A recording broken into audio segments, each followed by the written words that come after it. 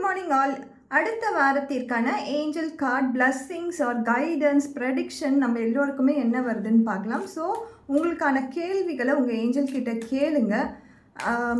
உங்களுக்கு ஏதாவது லைஃப்பில் ஸ்டக்னஸ் இருக்குது, நான் இதில் முன்னேறி போகணும், எனக்கு என்ன பண்ணுறதுனே தெரியல, என்ன மாதிரி ரிலேஷன்ஷிப்பாக இருக்கலாம், ஃபினான்ஸாக இருக்கலாம், வேலையாக இருக்கலாம், ஹெல்த்தில் நான் ரொம்ப ஸ்டக்காக இருக்கேன், எனக்கு மோட்டிவேஷ்னலே இல்லாமல் இருக்குது ஹெல்த்தில், அதை எப்படி நான் முன்னேற்றி கொண்டு போகிறதுனே எனக்கு தெரியல, நான் ஸ்டக்காக இருக்கேன் அப்படின்னாலும் ஏஞ்சல் கொடுக்கக்கூடிய மெசேஜ் என்ன அப்படின்னு சொல்லி நம்ம பார்க்கலாம். So at the rate of 3 cards.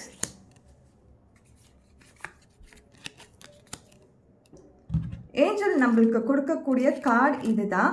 So எந்த கேள்வியாக இருந்தாலும் ஏஞ்சல் நம்மளுக்கு கொடுத்துருக்க இந்த ஆன்சர் பார்த்திங்கன்னா ரொம்ப ரொம்ப ரொம்ப ஒரு பாசிட்டிவான ஆன்சர் தான் ஏஞ்சல் கொடுத்துருக்காங்க.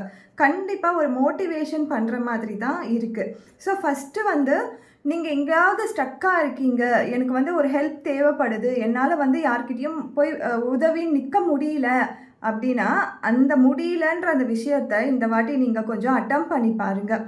Ask for help from others.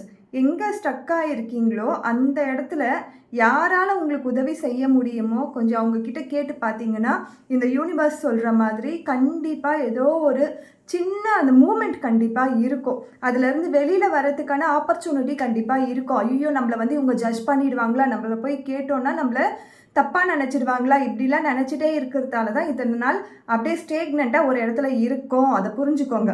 So அதே மாதிரி அடுத்ததாக ட்ரஸ்ட், நம்பிக்கை வச்சு அந்த விஷயத்தை பண்ணுங்கள். கண்டிப்பாக உங்களுக்கு நீங்கள் ஒரு ஜட்ஜ்மெண்ட்டில் இருப்பீங்க இல்லையா, இவங்கக்கிட்டலாம் நம்ம போய் கேட்கக்கூடாது, இவங்க பண்ண மாட்டாங்கன்ற அந்த ஜட்ஜ்மெண்ட்டை மாற்றக்கூடிய விஷயமாக இது கண்டிப்பாக இருக்கும்.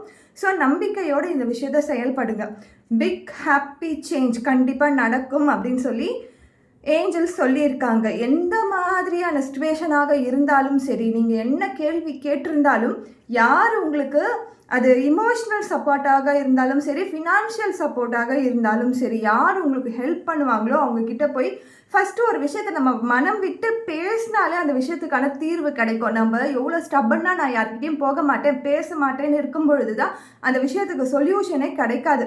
ஆர் நானே யோசனை பண்ணி முடிவு பண்ணுறேன் அப்படின்னு கூட நம்ம சில விஷயங்கள் இருக்கும். பட் இப்போ இந்த தருணத்தில் நீங்கள் இந்த ப்ரெடிக்ஷனை, இந்த கைடன்ஸை இதை நம்பும் பொழுது கண்டிப்பாக உங்களுக்கான சொல்யூஷன் கிடைக்கும். Thank you so much.